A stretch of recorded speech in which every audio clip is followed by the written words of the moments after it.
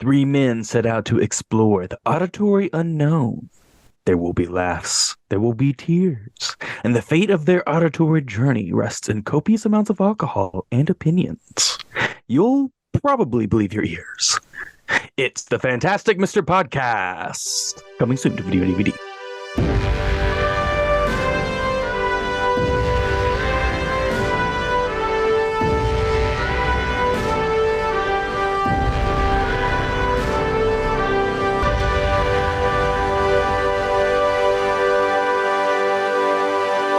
Beautiful. All in one take. Video and DVD. My goodness. Did you rehearse that? Did you just think of that right now? Awesome. No, I rehearsed that. I definitely rehearsed that. I love it. I put effort into this. So wait, we're not even cool enough to be on Blu-ray or what? You said video and DVD. If you waited, if you guys, I was trying to emulate those 90s, like the 90 trailers. No, I got it. I totally got it. Thanks for tuning in today's podcast. If you couldn't already tell by that horrible rendition of a cheesy 90s announcer, we're talking about movie trailers, as well as other marketing advertisements and anything else we happen to stray towards. I am sometimes Jerome, sometimes Jake, and always one of the hosts here on Fantastic Mr. Podcast, along with my co-hosts, Justin and Zach. Yo. Oh, I mean, hey. Sorry, I said cool instead of hey.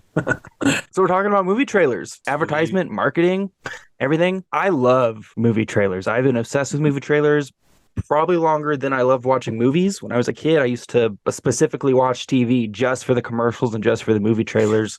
And when the TV show came back on, I would flip the channel again to continue watching trailers. So I've always been obsessed with movie trailers and movie marketing and movie material. You're insane. That they actually produce before the actual movie. I'm kind of weird that way. Do you guys know about the history of movie trailers at all? I looked into it briefly. What's the definition of a trailer? Why is it called a movie trailer? Well, that's a great question. Originally, trailers were called trailers because when they were first produced, they trailed the end of the movie. So you'd actually watch the movie, and then you would watch the trailer for another one or something underneath it. And so it trailed behind the movie, therefore the name trailers. But they figured out that it would be better for the people to watch it before the movie, and people would stick around instead of leaving afterwards. And so it kind of became a flip-flop. Now we watch them before instead of after. Yeah, I was looking into the history of trailers in the black and white days, the days before audio and all that. It seemed like there was a lot of use of on-screen text and I guess explosive words that try to get your attention. I guess there was music along, but I guess there's no like audio as far as like vocals.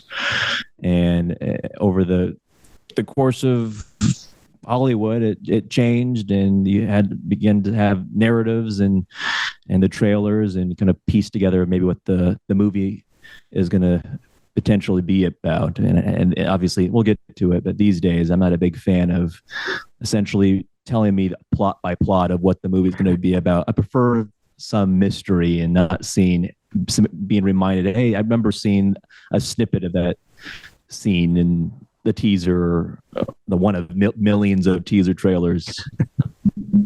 Yeah, absolutely. Justin, I saw you were going to speak up. What were you going to say? I don't remember.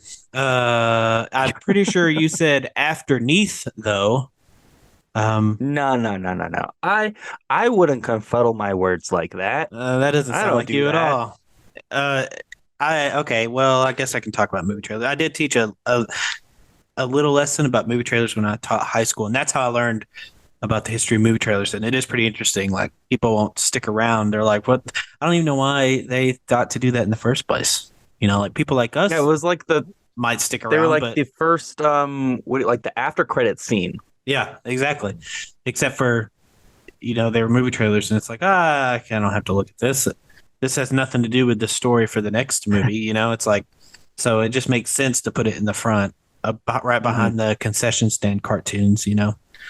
So yeah, I mean, movie trailers are movie trailers. Like, I love watching them, especially nowadays. They've gotten a little more interesting as opposed to, like, say, 1977 Star Wars movie trailer. It's just like it's a lot of and we'll probably talk about this as like a lot of talking versus now where it's really not, Yeah. Yeah, a little education, the first movie trailer, and it wasn't even a movie trailer. The first trailer in general was first made in 1913 by this guy named Niels Grandland. Probably just butchered his name, but he was an advertising manager for the Marcus Loew theater chain, and he produced this short promotional film for the musical The Pleasure Seekers. That opened in a theater. It opened at a theater on Broadway, and it was so successful that other people started picking it up, and actually became a genre specific thing that they would do until silent movies came out, and they started producing trailers for the silent films as well. I don't know if I've ever seen a movie trailer for a silent film. Yeah. Well, I imagine it's a lot like a silent film itself. Yeah, that's what I was just thinking. Like, I bet it's like movie trailers today. It's like where there is talking, but it's like you take the dialogue from the actors out, and you have a movie trailer for a silent film. Lots of action, I'm guessing. Keep it exciting. Yeah, well, silent films are lots of action. Very expressive. Yeah. I believe the National Screen Service became the final word on trailers, and I'm trying to remember when they were founded. I think it was like the mid-20s or something like that, and they pretty much had a monopoly on creating trailers up until like the mid-1960s, when other people started essentially just refused their services and started making their own. I think of hugely popular trailers like Doctor Strangelove. I think that was one of the original trailers that were made outside of the NSS. Very Kubrick of him. Yeah. I don't know. I shared that trailer earlier today for those listening. I don't know if you guys got a chance to take a look, but totally very, very strange. But yep. For viewers, probably they're like, "What? WTF? What am I watching? This is so weird, but enthralling. I want to go see the movie." Yeah, I would have been sold. Absolutely. And actually, that had a huge effect on just trailers ever since. That really, I thought it was quite funny that you posted that earlier today, because it's considered one of the most influential trailers as far as the way trailers are made today. It was one of the first, you would probably consider one of the first quote unquote modern cinema trailers. Oh yeah, because they used dialogue, they used on-screen text. I don't remember much of the music, if there was any, but it was certainly different than what came before. So do you guys have any specific trailers you've seen recently? Yeah, the upcoming Shazam movie, the sequel. I love that trailer so much. I love it. So there's this one bit where people got up in arms over a piece of dialogue that Shazam says, and the director goes online and says, actually, that's not going to be in the final movie. So kind of my point is, what we see in trailers is always going to be in the final product. And what was the dialogue? Good or bad thing. Something about Shazam after he had thrown a truck or something at a dragon. He was like, "Oh, that was so cool! I threw a truck at and it was like a ridiculous piece of dialogue." But I didn't mind it. But I guess people got upset about that. As internet, people hated it. Yeah, but then again, you got to factor in this is a kid. I was just going to say that he's a freaking teenager. But then again, I don't know how many more years after. But then again, teens still act. They say weird stuff like that, and we don't have all our brain cells. If I threw a truck at a dragon tonight, I would be like, "Oh my god, I just threw a truck at a dragon." Yeah, I think that's what they were going for. But I really wonder if the director was truly saying, "Hey, that was never part of the going to be in the actual film," or he caved into public societal pressure. Yeah, it's the Sonic trailer all over again. You could have left it in. Yeah, I was going to bring up that trailer too. But yeah, go ahead. What are your thoughts on that? Well, on that trailer, I just love the music. Because I grew up listening to Eminem, and so I instantly recognize the song, and I can't sing it on here, but I was like, "Oh my god, this is great!" Because they tend to they used an Eminem song in the last trailer. This for Shazam is "My Name Is," because he says Shazam. And so I don't know. That's basically why I like the trailer. Plus, I just like it. I don't know. It's so weird. It's like I don't know how to explain this. There was just really cool shots and I guess quote unquote scenes in the trailer that I really enjoyed. Like when they were all the whole family's walking and then they all chase Shazam at the same time and they all turn into adults and stuff. Thought that was really cool. And when you mentioned sometimes we see things on a trailer that we don't see in the movie, it kind of makes me think of the Avengers Infinity War trailer, because we saw Hulk in there. Hulk in the Hulkbuster armor. No, it was the Incredible Hulk in the trailer, but then whenever the movie came out, it was Bruce Banner in the Hulkbuster stuff. So they screwed with us, which I thought was pretty funny because I didn't even think about it. Like it didn't even cross my mind that Hulk was in the trailer. It just didn't even like cross my mind that he wasn't in the movie, and so I thought that made me think of that when you mentioned the dialogue. Yeah.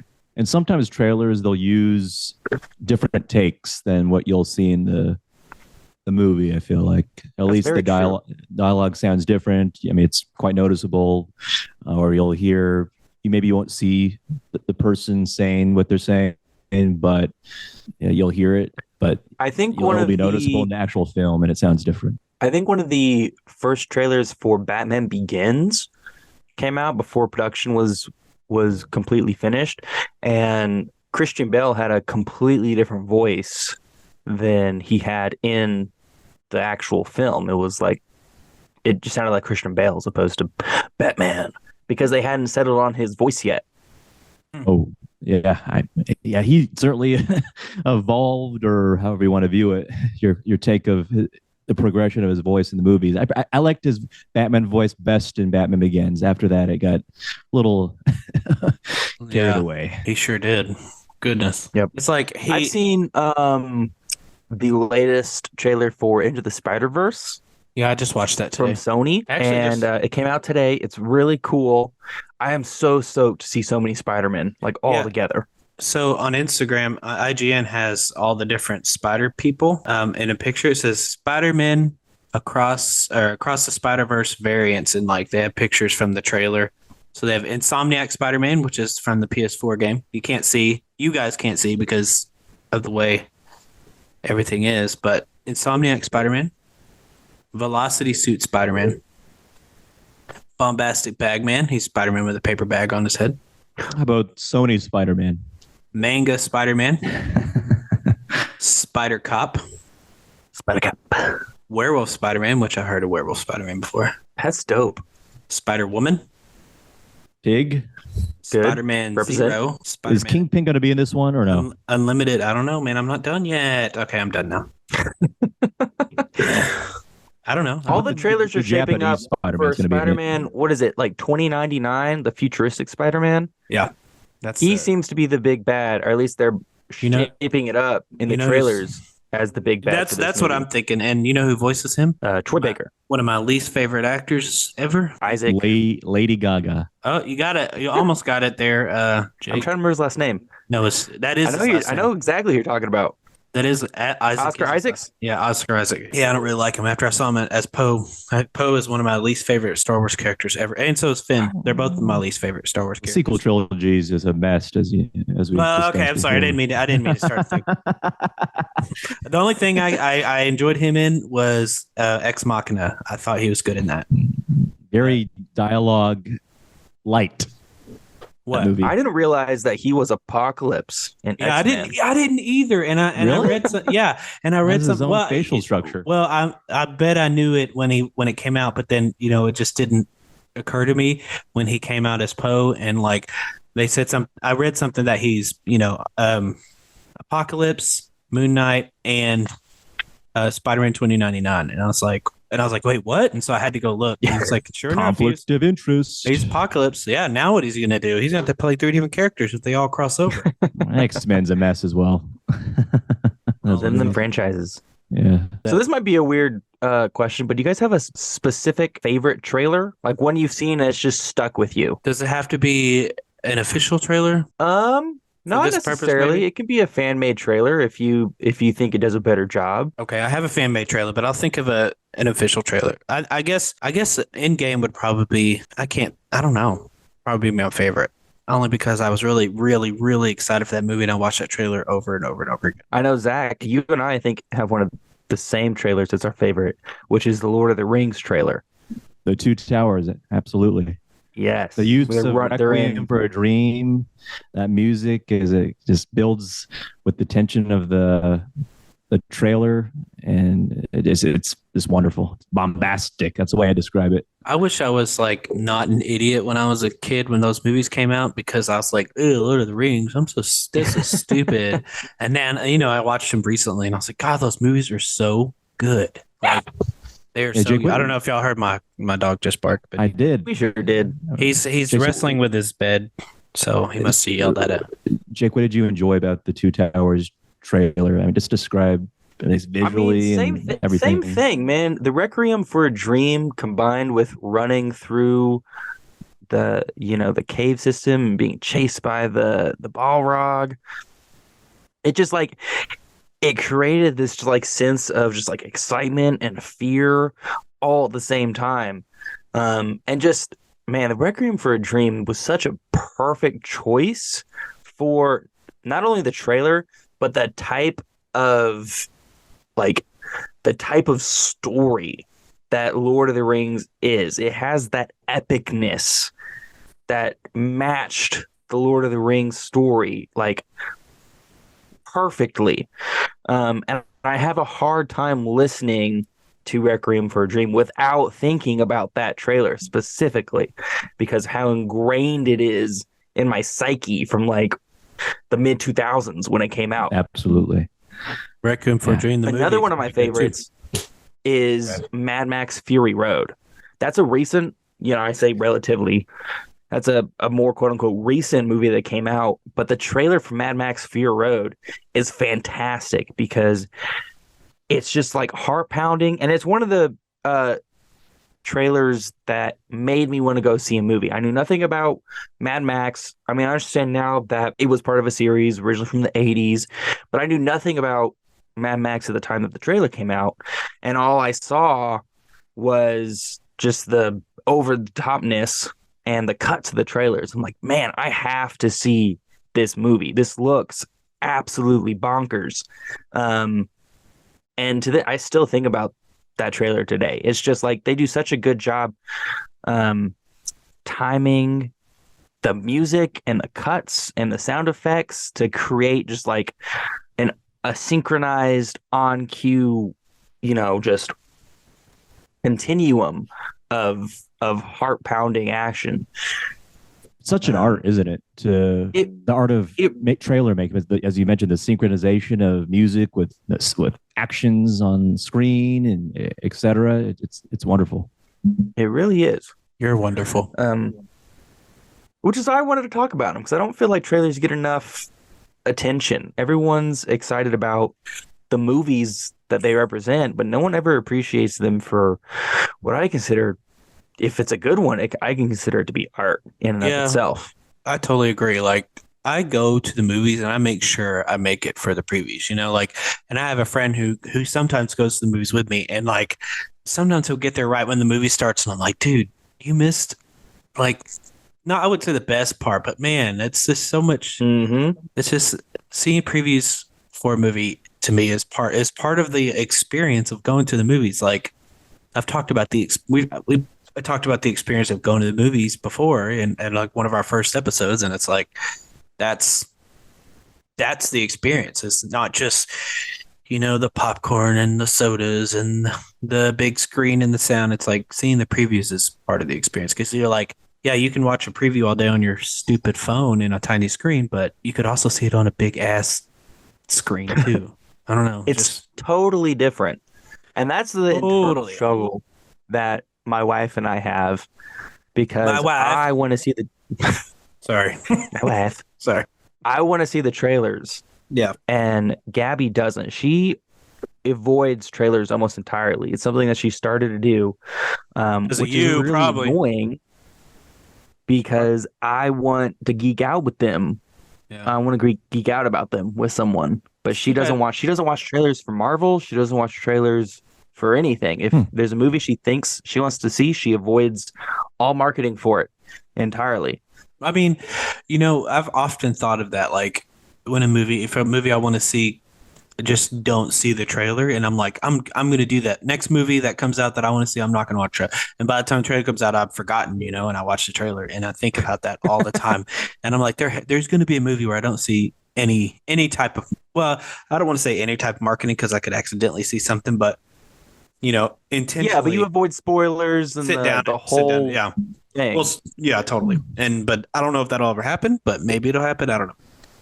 Yeah, but I love watching trailers, specifically movies that are like indie made or small, or they're self-produced, things like that, because you can kind of expect certain things when it's a mass-produced trailer by a big company, but these indie trailers have such creativity. Totally. And they're often doing it themselves. Yeah. And they just kind of create, I don't know, there's just like an organic quality to them. It's not. I like to see how people make. It's not formulaic. Yeah, and I like the creation process. I was laying in bed. I woke up. Where's this going? Suddenly, I was awake, right? And I pulled out my phone and I started looking at Facebook and blah blah blah blah blah. And then I came across this ad for a movie, and so I watched the trailer. And instantly after watching that trailer, I was like, I looked it up and it was playing. I think I might have had to go to Little Rock to see it, which is like an hour away, but I did because I was like, I want to see this movie. And it's a movie called Marcel the Shell with Shoes On. And I'm sure I've Oh my God. I forgot about that. I want to see that movie. And I instantly saw it and I was like, I'm going to go see this. And it was a Monday. Funnily enough, I usually go and no, it was like a Friday or something. And I was like, I'm going to go to see this tomorrow because back then I was going on the weekends. So is it a good movie? God, it's so cute. It's so charming. Okay, it's very charming. And so yeah, that like because we're talking about trailers, and I instantly saw that trailer, and I was like, I'm gonna go see this movie. And the same with this other movie. It's called Summering, Summering, and it's just about these 4 little girls that find a dead body, and they're having problems. It's kind of like Stand By Me, but with girls, and they don't have to travel really far. Sounds pleasant. But it was very, very indie, right? But it's like I totally get what you're saying with these indie movies. Like I'm totally down to go see an indie movie after watching the trailer than I am like the Ant-Man Quantumania trailer came out, a little while ago, and like I wasn't super. I mean, like I was like, okay, I'll go see this. I wasn't like impressed from the trailer, right? It was like the trailer didn't make me want to see it because it's Ant-Man. Mm-hmm. Although it does look cool, I don't care for the fact that it seems like Scott Lang's daughter's now involved in the MCU. Like I'm like, oh, God, another effing character we have to worry about. Like, come on, can you stop? But anyway, like, so these indie movies that come out, and I watched the trailer. Like, I'm more excited to go see that movie because of that than I am, say, like a Marvel movie. Yep. Like, don't get me wrong, Marvel trailers have the production value. Like, they're exciting, but there's something about just the organic nature of these indie films or these smaller budget films that really just bring out the creativity, and the trailers represent that. Let me talk about the trailer that deceived me and made me hate the movie. Remember Battle Los Angeles? I never saw it, but I did buy it because it was in a steelbook. Go ahead. But the trailer was so awesome. I forgot the name of the tune, but it portrayed the movie as this serious alien invasion movie, and the U.S. military and some human characters were maybe supposed to care for. It just all came together. But when you actually watch the movie, it just was a big old promotion for the U.S. military and cheesy dialogue, and that's what we call very propaganda. Quippy.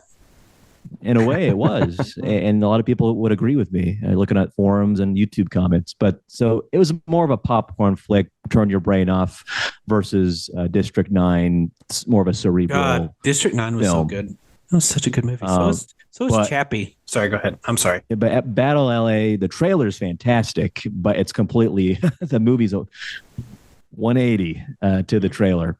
And then briefly, I want to talk about it was November 17th, 1998, when people would buy tickets to, for example, Waterboy or Meet Joe Black or The Siege, just to see the teaser trailer for Star Wars Episode 1. Oh, again, yeah. Mind you, this was a movie that was going to come out May 19th, 1999. So we had some months to go. But the teaser trailer came out beginning November 17th for the movies I mentioned. And again, this was how many years since Return of the Jedi? The late 80s or so. There was much anticipation building around Phantom Menace, despite what people think about the movie itself. People were, for the most part, excited for what George Lucas was going to do in the Star Wars, the Skywalker saga. And I don't know if you guys remember, like there's some text in the beginning. Every generation has a legend. Every generation has a saga, and then it starts with this ominous scene of the Gungans on Naboo coming out of a mist, and then you see a scenic wide shot of the palace in the city of Theed, and you see Queen Amidala. And then it just explodes into the Star Wars theme song. And it's not the music like that they use today, where they're like modifying to make it sound edgy or whatever. It's John Williams's traditional score, not modified, accompanying like pod racing and Anakin and a little Anakin in his spaceship in space. It's very exciting. Yeah, pretty much. It did work. The trailer's working. I don't know about the movie. I remember people going to get tickets for movies specifically for that, and then leaving the movie because they didn't care about the movie at all. That's hilarious. That People is so could cool afford to do that. Yeah, didn't buy any snacks. Well, Star Wars was one of those other things that I was like, that's so stupid. I didn't understand the whole Episode 1 and stuff. I was like, this is dumb. Poor sweet Justin. But then, lost child you were. I was too busy, watching comedies and playing Tony Hawk. Wasn't digging into the good stuff. The hype. Yeah, of fandom. No, it wasn't any of that. I just didn't want to try to understand it. I was like, I don't. My brother, my twin brother, he really liked Lord of the Rings when it came out. He loved it, and so like he was into that stuff. Yeah, I don't think he was really into Star Wars, but Lord of the Rings, he was totally down for. And I was like, you guys can't see me, but I'm like waving my hand as if I'm shooing somebody away. But now I'm like totally into that stuff, not because of trailers, but because my friends got me into it. We kind of talk about how sound effects and trailers move, and how you talk about the evolution of trailers, how it used to be just kind of music with text, like go on this terrifying adventure. How have trailers evolved in the last 30 years? Can you guys think of any specific? Less use of traditional announcer in a world narration. Yeah, we've gotten past that, I feel like. And when they do use it, they still do use it at times. It's in a parody, mocking. It's ironic. Sense. It's or it's a diss to Mr. Fontaine, the guy who was known for that voice, and he did it for no serious movies. I mean, it was absolutely kind of the norm. But unfortunately, it's being used as you said, in an ironic sense, as a parody. They also talk like on like commercials on like say Hulu or streaming services, or still on TV. TV spots still have like people who voice it over.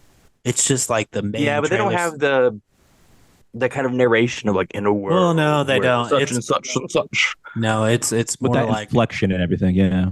Yeah, it's just more just like this movie, see it only exclusively in theaters, blah blah blah blah. You know what I mean? Yeah. Like that's basically. But TV spots, I've noticed, get a lot of voiceover. It's mainly like the main trailers you might see on YouTube or in theaters that really don't. Mm-hmm. But I remember like the X-Men trailer. Was that 1999 or 2000? Maybe 2000. I think it was 2000. Yeah, I mean, they had voice. They had a deep voice dude talking about the movie. And I think that was a period where we were starting to transition out of that style And again, the early 2000s had their own, in movies in general, had their own style. Yeah. I grew up like the deep voice announcer guy. That was like the 80s and 90s, which I grew up in the 90s. So that's what I grew up with, was the In a World type trailer. And then around the 2000s, like we talked about, they started using it as a more meta aspect, ironic, making fun of it, comedic stuff. And then the 2010s, I feel like there's a change as well, where we kind of have the more traditional, like modern blockbuster like you think of today, with the music and the fade ins and fade outs and, perfectly timed, a quote from the movie, and then a fast cut of action, and then a slow cut of something else, and kind of has this like ebb and flow to it.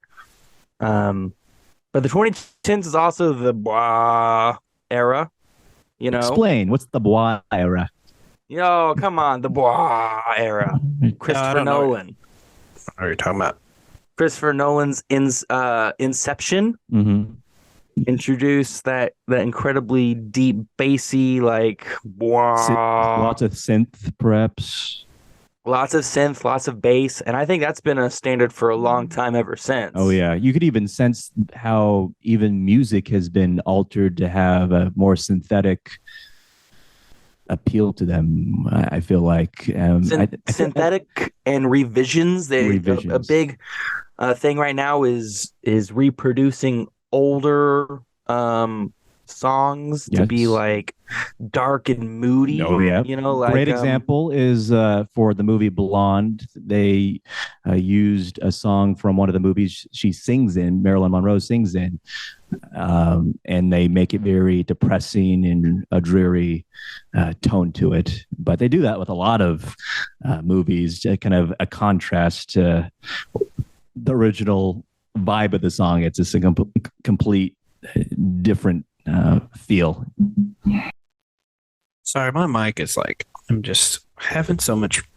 Am I even okay? Yeah, I'm not muted. I thought I was muted. I'm having so much trouble with it.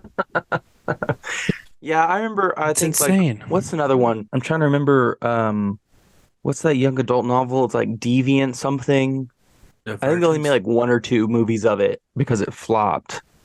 It was in the Hunger Games era. Divergent? I don't know, but they did like a remix of like Everyone Wants to Rule the World, but it was like super slow and moody and stuff like that. They do a lot of that. Even in Black Widow, like the actual movie, they redid "Smells Like Teen Spirit" by Nirvana. I know that's not a trailer, but just talking about these songs that are getting these makeovers, these dark, edgy makeovers. It's like they did it, the whole song. You hear the whole song, and I straight up put it on my Spotify playlist when it was over. But still, like. I've always wondered what the conversations are like when movie makers want to modify a song and fit it into their movie or the trailer in a certain way. Like, I was curious how that works, because as we were talking about, they modify the songs to sound like maybe more depressing or maybe more upbeat or use in an ironic sense. I mean, there's got to be so much that goes into eventually potentially getting the green light. Yeah, my guess is they want to use a specific song maybe for a drama, but they're like, but this doesn't fit with the tone, so they have to think, well, what are we going to do? Let's just put it in minor and stick it on the trailer and slow it down. Okay, like that. I think that's add reverb. Yeah, like with, and I haven't seen these movies. I just want to preface that, but. I know the trailers, at least with 50 Shades of Grey, there's that Beyonce song, I don't know what it's called. I don't even know the lyrics. Something, and something right now. I don't know the words, but they slowed it down and, made it kind of sexy and dramatic and stuff. But, the actual song is very like kind of upbeat and all this, because that's kind of Beyonce for you. And so like, I'm just assuming they were like, well, I want to use this song. Okay, but it doesn't fit. Okay, well, let's slow it down and put some minor notes in it and have someone else sing it, or take like with Beyonce, I think they didn't have someone redo it. They just took her voice and put it over. They just that. pitched it. Yeah, and just They just pitched it down. Oh my god, how lazy! well, they didn't pitch her voice down. It just they kind of made it fit. I don't know how to explain it. You need to watch the trailer, I guess, but they made it work. I don't know. They like time remapped it. Yeah, pretty much. That's interesting you mentioned that because I've noticed that is something they do. I think it started in the mid teens, but now in the 2020s, it seems like it's really popular where they have these staccato timed cuts with a lot of synchronized music and action and sound effects and everything to almost make the action that's happening in the trailer seem like it's a part of the trailer music that they are using. So a great example of that is like Dunkirk with like the ticking of the clock. You know, it has like the clicking of the timer, and then like the guns will shoot in time with the timer clock. I think Mad Max does it as well, where it's like they play these like drums like and every time it has like the bass hits, it would make a cut in the trailer to match the timing of the music. And I noticed they do that more and more now, especially for action and thriller, like action films. Yeah, they did that with the Dark Knight trailer as well, with the music and the Joker clapping his hands and a punch here and there. I actually made we had to make when I was going to college, I was going to University of Arkansas at Little Rock. I made this, they made us take a volleyball game, like a University of Arkansas Little Rock girls volleyball game, and turned it into like a trailer. So with the music we had, yeah, no, it was kind of weird. It was for how can we get free labor from our students? Yeah, and so it was for my editing class. So they gave us the footage, they gave us the music, and then they gave us like some graphics and stuff, and so we had to put it together. And I saw a lot of people making theirs, and I mean they were okay. But what I did with mine was they had these like these beats where the music would stop, so it was like do do do do do do do do. So every time that happened, I cut it where it timed it where the last like do would be them like spiking a ball, right? And then it would just go to a black screen and then do it again and do it again. So like that's kind of how I learned that, you know, from watching movie trailers where they kind of time things different, like in certain ways to make it look cool, to make the trailer look and sound cool. Yeah, I remember when I was in college, we had to make a PSA. And so I did one on the statistics of sexual assault in America. I know it's a great subject, very lighthearted. But I filmed some of the ideas, like 1 in 6 women, unfortunately, 1 in 6 women experience some sort of sexual assault in their life, which is a shockingly low number. And so the whole shtick was someone is rolling a dice. And so I had someone roll dice and throw the dice on the table. And I repeated that sound over and over and over. And it became kind of a cadence throughout the trailer, or this PSA, with these girls in these different situations. And so I kind of used the same technique of synchronizing my cuts and what was going on in the action, combined with this cadence of the repeating dice fall over and over and over as the tension built until the girl arrives in a situation where you don't know what happens to her, and it cuts to like, you know, if you've experienced anything, call this number. But these techniques are really useful, and it's the reason they use them. Yeah, it's pretty catchy. In trailers, why do they make that editing decision for like the black screen after a certain I think it builds suspense. action on camera? The suspense. Yeah, I mean, just think if like let's look at Inception again, right? At the very end when he's spinning his top and we're waiting and then it goes to a black screen. Of course, at that point we don't get any type of resolution, but you know, we were expecting maybe something else to happen, right? Mm-hmm. So I think that's kind of the idea with these moments where the screen goes to black and then it comes back up and it's like this huge action sequence and stuff. Gives us the moment to breathe too. Yeah, totally. It would like something crazy happens and it stops. You're like, oh, okay, and then something insane happens again. And you're like, oh my god! It's like suspense. Yeah, it's just a way of creating a cliffhanger for your audience to stay engaged. Speaking of like with the population of YouTube and stuff, a lot of commercials are going online ahead of like other videos that you would watch. And so they've kind of developed what I call trailer pre-cum, where it's like a 5-second snippet of a trailer before you get the actual trailer. Oh yeah, that's YouTube what gives you. They give you 5 seconds to skip the trailer, and so they've created a 5-second mini trailer So it's dumb. at the beginning of whatever actual trailer you were supposed to watch. Sure. And that's something that specifically started with the popularization of online videos. Yeah, they did that with Into the Spider-Verse. Are you talking about when they like do this quick, maybe 3 to 5 second thing where it's like done, all this stuff happens and then it shows like the Into the Spider-Verse trailer starts now or whatever. Yeah, it's like a little 3 to 5 second snippet. Essentially, it's a pre-trailer before the real trailer begins because they're trying to get your attention before you click that skip button. Is there an attention problem these days, or Yes. among people? Yeah, These it's an quick attention little problem. Videos among like TikTok generation, and Facebook. Yeah, it's shorts. an attention problem, and it's just the fact that everyone watches on YouTube now, and we have the option to skip. Like when you only had cable, if you were watching a television show or if you were watching a movie, like if it was VHS, you either had to wait through the trailers on your cable subscription or you had to fast forward the VHS. And so sometimes it wasn't worth it to skip because, if you change the channel, you might not get back to your program in time. Or if it's VHS, you got to, wait. You still have to wait for them to fast forward. So it was worth it for them to have these full trailers. But nowadays, with YouTube and online watching, people have that skip button that shows up and they don't have to watch it.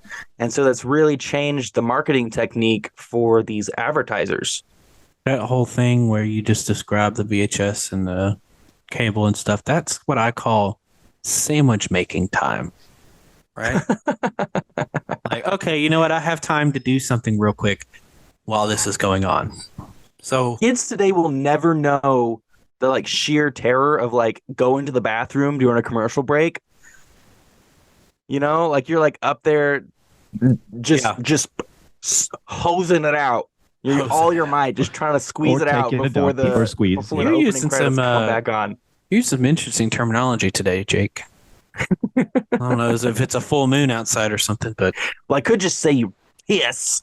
But yeah, I think I'd rather that than hosing it out or squeezing. Gross. So you never doubled over trying to get it out faster. So, dude, okay. So yes. Yes.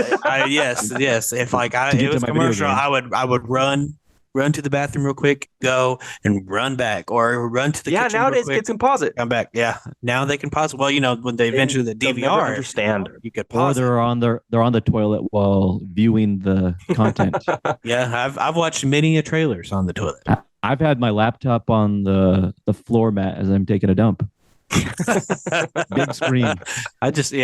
Big screen for the bathroom. I wonder what the percentage. I wonder what percentage of men sit down now on the toilet to pee just so they can use their phone. No, I've done it. I would hope. You don't think it's changed? No, I'm not saying that. I'm saying I hope it's very low because it doesn't take you that long to pee. I get it if you need to, take a dump, but to pee, just go in there and pee real quick. What if you're at work? You want to take a break? A brief That's different. Yeah, that's different. Yeah. But I never did that to look at my phone. I worked at Xerox for a while, but I worked overnight, so I would get really tired, and so I'd go to the bathroom just to sit on the toilet and sleep. Take a poop and power nap? No, just sleep. And then one time I went in there to do it, and I couldn't sleep because the guy next to me was sleeping, and he's huge, and he snored really loud.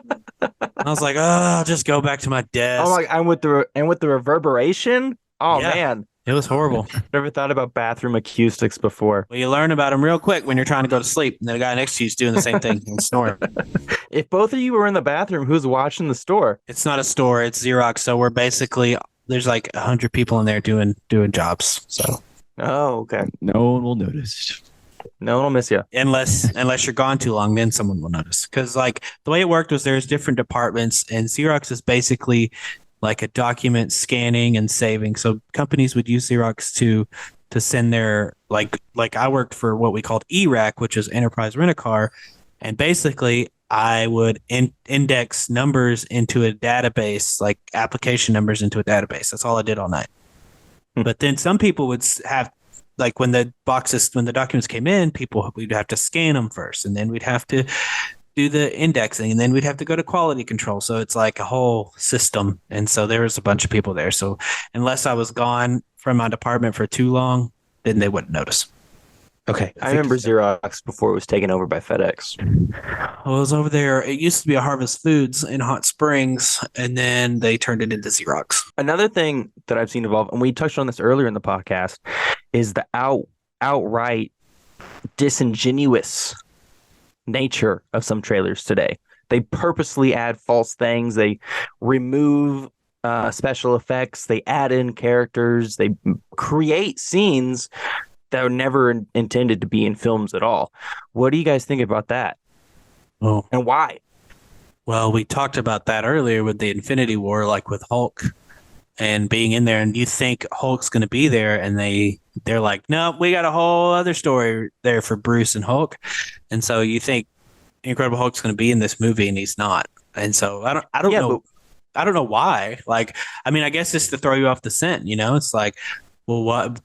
Although, what they could have done was stuck Hulkbuster in there and been like, why is Hulkbuster in there? Be like, question that. But they were like, no, we'll stick Hulk in there. And then when the movie comes, there will be no Hulk. Be a whole I don't think there's always going to be like some intent to get the audience. It's just maybe a decision down the line during post-production to change something in the movie. But I don't know. I think taking things out of context, like dialogue, a mashup of dialogue out of context, I tend to get annoyed with that.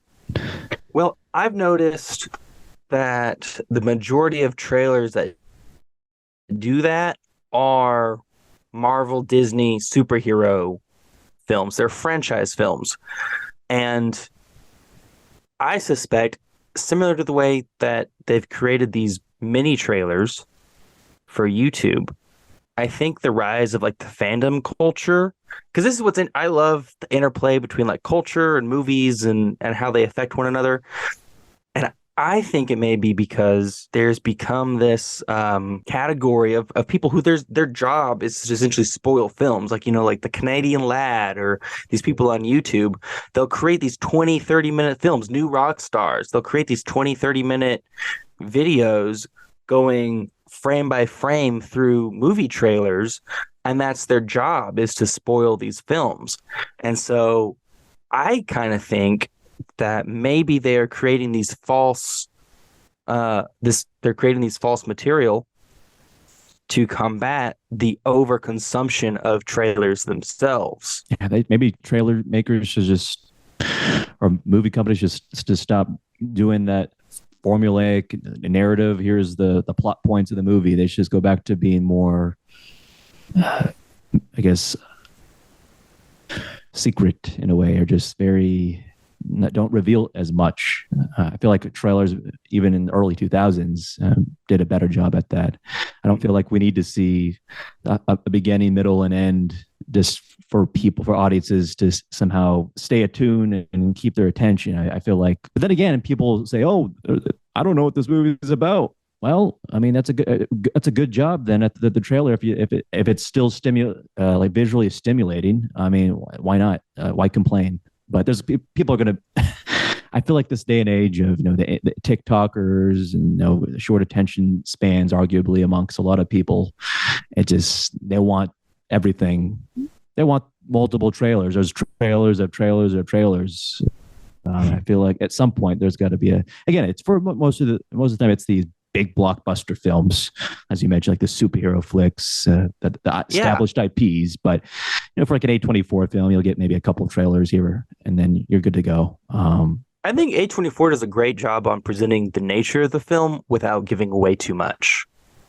I agree. Well, we've talked a lot about trailers specifically, but what about other type of advertisement methods? Like, have you seen any other methods outside of the trailer? So that might be like, movie posters, or might be guerrilla marketing, things like that. I've got a whole list of guerrilla marketing or unconventional methods that I find really interesting outside of movie trailers. it's like Facebook Totally. articles, pictures, IGN. They're notorious for just posting a big old picture with no link to an article, and then people just comment. It's the easiest thing to do. Do you think other forms of advertisement or marketing is successful as trailers, or is trailers the bread and butter of film still? I think trailers are kind of the foundation, and then you have social media to kind of serve as a springboard. And Happy Meal toys. Happy Meal toys. Sorry. That was successful for That Batman. That's a Returns. form of, I would consider that alternative marketing, right? It was more.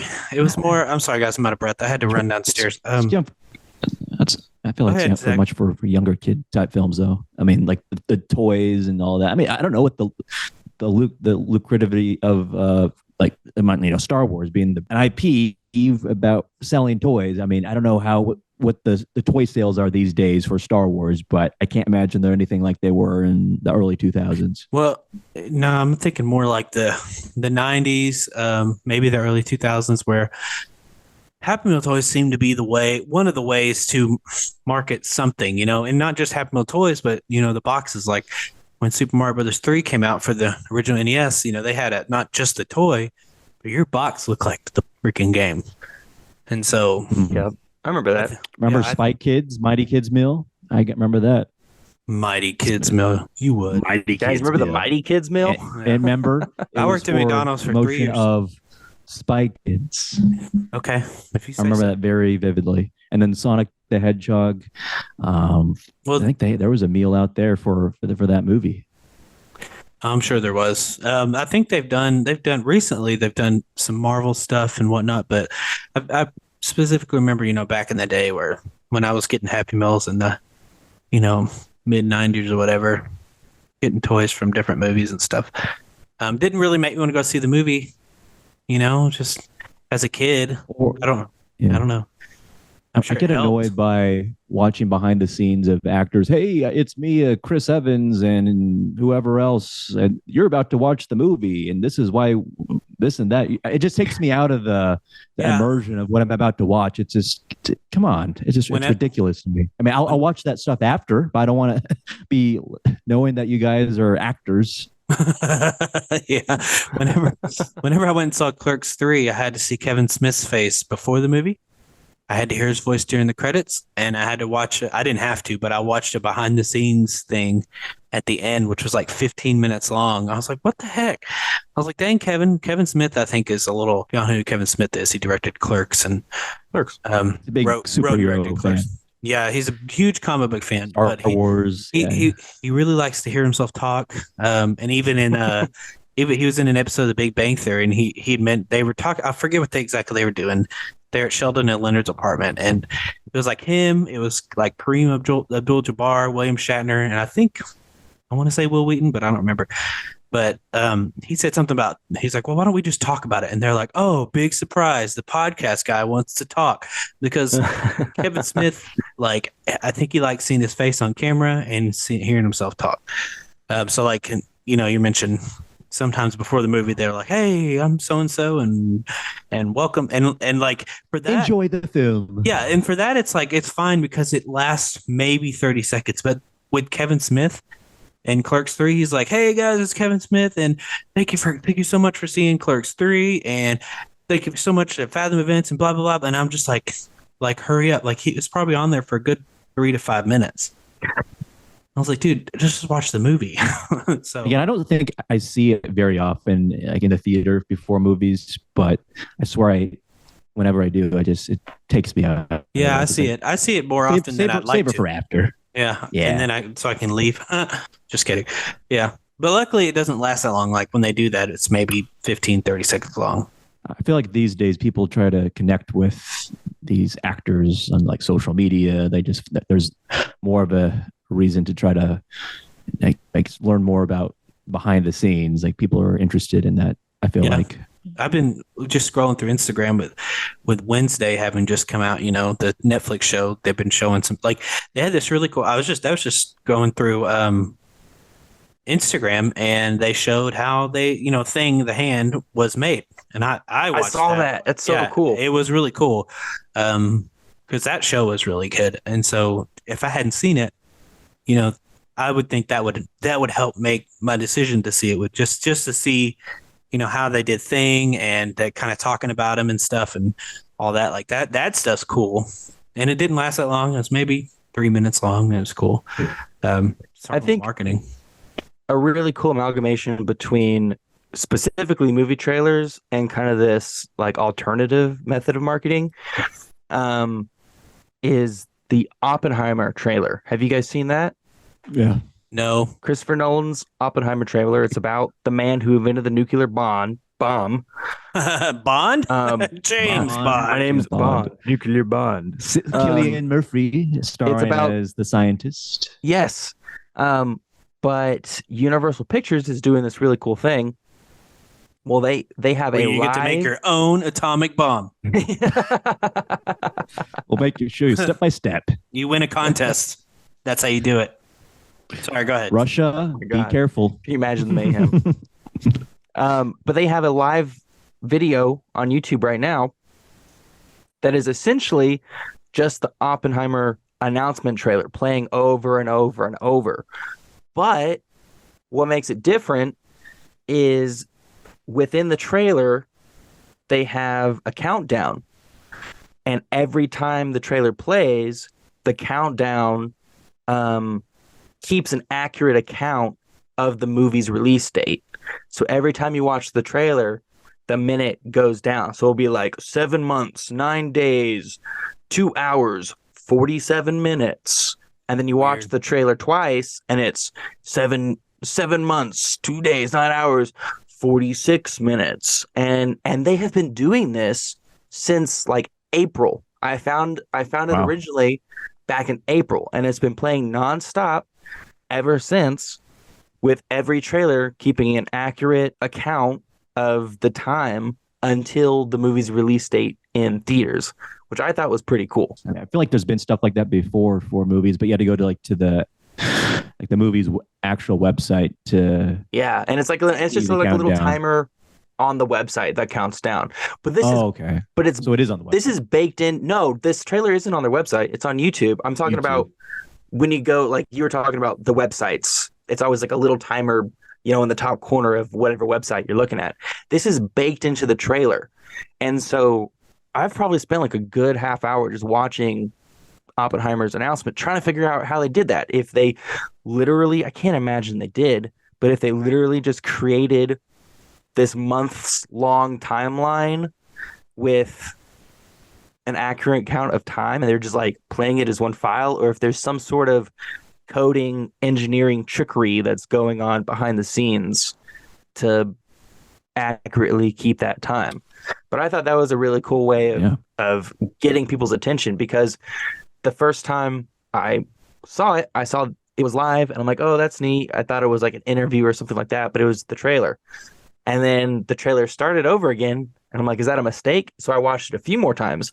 And then I realized, like the third or fourth time I watched it, I noticed the time went down. And then that was interesting. And so then I continued watching it like for 4 or 5 more minutes to see if it went down every single time. And so it probably kept me on their page for like a good half hour watching this same trailer over and over and over, because I was just interested in how it worked. Yeah. Yep, that's how they get you. I know what Justin's going to be doing in bed tonight. What, watching movie trailers? No, I'm not going to do that. No, that doesn't sound fun to me. Nah, I mean, I might, but the whole countdown thing doesn't. Also, did you guys see where Nolan recreated like a nuclear bomb in camera? Nope. I don't remember. That's a news article. It's out. He's like, he recreated the look of a nuclear bomb in camera without CGI. Good for him. And I'm just like, did he just like go to an island and just detonate a small nuclear bomb? All I remember from that trailer is the constant raining of ash and soot or whatever it was, and fire. It's going to be a black and white film. I can't tell. I think it's black and white with interspersed moments of color for like fire, like orange or red or something like that. Kind of like Sin City. Mm-hmm. That's cool. Oppenheimer. He eventually traded secrets that he learned from the Americans to the Russians or the Soviets at the time. Oh, what a nice guy. So he played both sides. What a surprise. The man who built the nuclear bomb was a bad person. And who were the first people to use it? My mom. Let's not talk. Let's cut that out. Let's cut. I don't. All right. I'm gonna leave him. What would you guys want to see different in the future when it comes to trailers? What would you like to be? Nothing. What could revolutionize the way trailers are done, or what would you like to see less of? Put it Should in we your go back brain. to the old ways? Put it straight in your brain. I don't want No advertisements straight in my brain. Just imagine you're just like eating cereal and there's like, this breakfast is brought to you by Little Wheaties, and then just like some Oppenheimer. commercial pops up in your brain. I don't want people's access to my brain. Hey, Robert Downey Jr.'s in this movie. So is Gary Oldman. Oppenheimer? Yeah. Florence Pugh. I love her. I love her so much. Like, I would think I would marry her. She's With that shocking revelations, I think it's time to wrap up this podcast. Is there anything else you guys have? Yeah, I wanted to talk about a fan-made trailer that I really enjoy. Okay, go for it. So I was don't know where I found this, but I thought it was cool. And it's basically, I don't know if you guys saw the Mighty Morphin Power Rangers movie, but I'm sure you did. And Yeah, I did. they did, I showed you that sent you that Star Wars modern trailer, whatever. That was cool. That was really cool, by the way. That was That was awesome. dope. Yeah, but a fan had made a Mighty Morphin Power Rangers, the movie modern trailer, but they took clips from like other movies. So like, I don't know what movies they were from, but I know one of them's Lord of the Rings because it was the orcs from Lord of the Rings. But they made it look really cool, and they put some modern music behind it, and then they they put like a, I think it said like coming to you from the director of Harry Potter, Philosopher, and the Sorcerer's Stone, and Harry Potter and the Chamber. See, like bogus lines like that probably aren't true because it's a fan made trailer. But I thought it was funny. But it was a really really neat trailer. So if anybody gets a chance, hopefully, it's Mighty Morphin Power Rangers the movie fan made trailer, and it has like a song from, I don't know if you know the band The Used, but they used a song from them, and it was just a really cool trailer. And like when I saw that, I was like, man, now I want to watch this movie because it'd been a while since I'd seen it. And so they took like a bunch of clips from other movies and stuck them in this one, but they kept the some of the other, like the Mighty Morphin Power Rangers clips, and they actually in one scene where the Power Rangers were like powering up, they reversed it to where they like were powering down and like lost their power. It's really cool.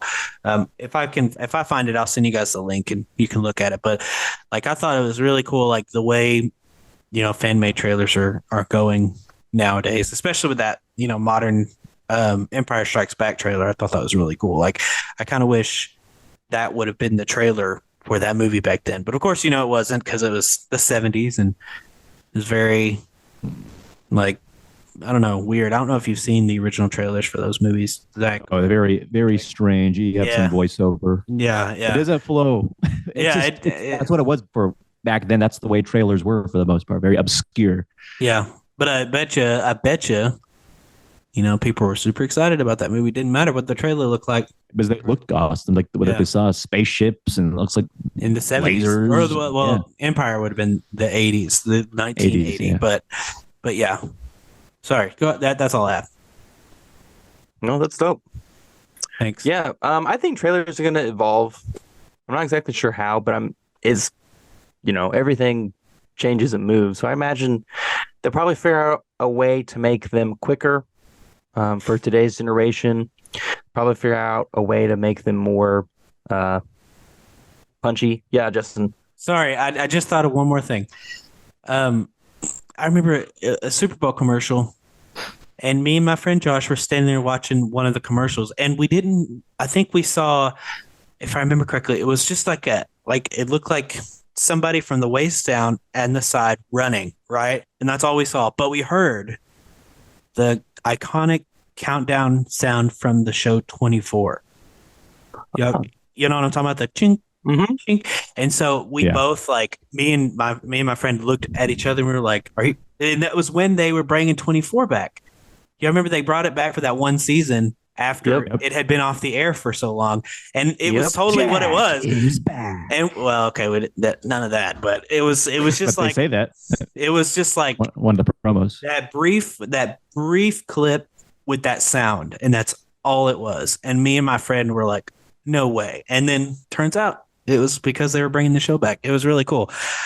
Sorry, but that's the No, that's shortest. dope. That's the shortest trailer I've ever seen in my life. I still wonder what happened to Jack. He's still in a Russian prison.